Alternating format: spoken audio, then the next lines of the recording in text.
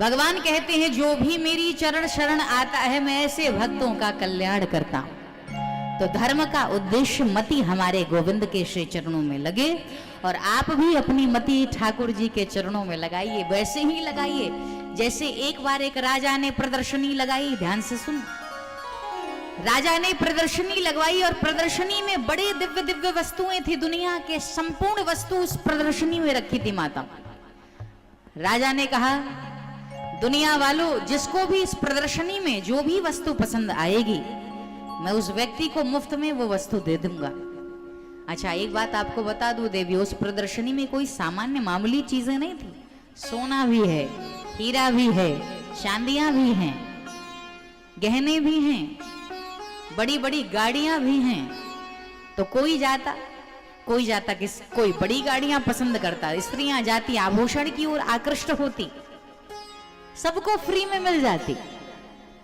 अब बताइए मिथिलावासी, यहाँ पर इतनी प्रदर्शनी लगी हुई है, अब अगर ये बस उद्घोष हमारे संचालक जी कर दें कि जितने मेले में चीजें लगी हैं सब मुफ्त में आपको दे दी जाएंगी, तो बताइए फिर कोई कथा में बैठेगा?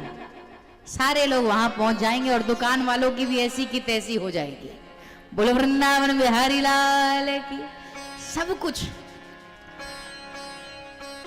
लेकिन आश्चर्य की घटना, एक स्त्री है जो पूरे प्रदर्शनी को घूर घूर कर देख रही पर लेती कुछ नहीं है। बार बार बड़ी बड़ी चीजें हैं, पसंद उसको आता है कि नहीं आता है भगवान जाने, पर लेती तो कुछ भी नहीं।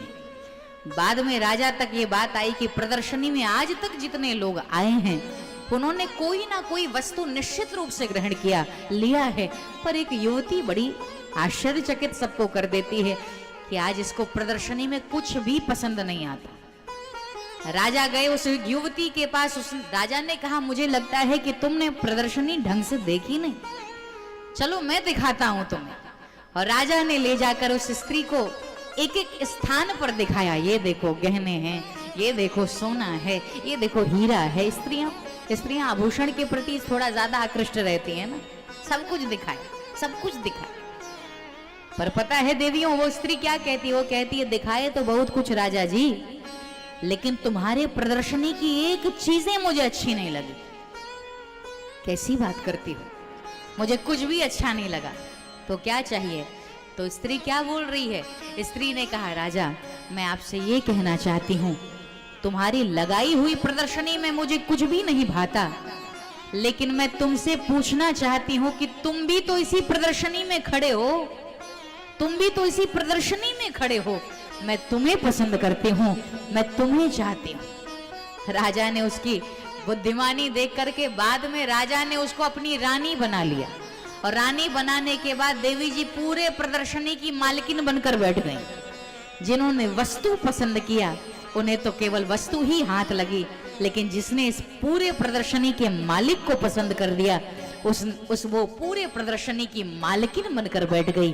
तो ये जगत भगवान की प्रदर्शनी है भैया। तो जो जगत में फंसे रह जाते हैं वो यहीं फंसे रह जाते हैं, लेकिन जिसने अपना संबंध गोविंद से लगा लिया, जिसने अपना नाता गोविंद से जोड़ लिया, भगवान कहते हैं वो संपूर्ण संसार उसके चरणों में दासत्व स्वीकार कर लेता है। वो पूरी दुनिया का मालिक बनकर बैठ जाता है।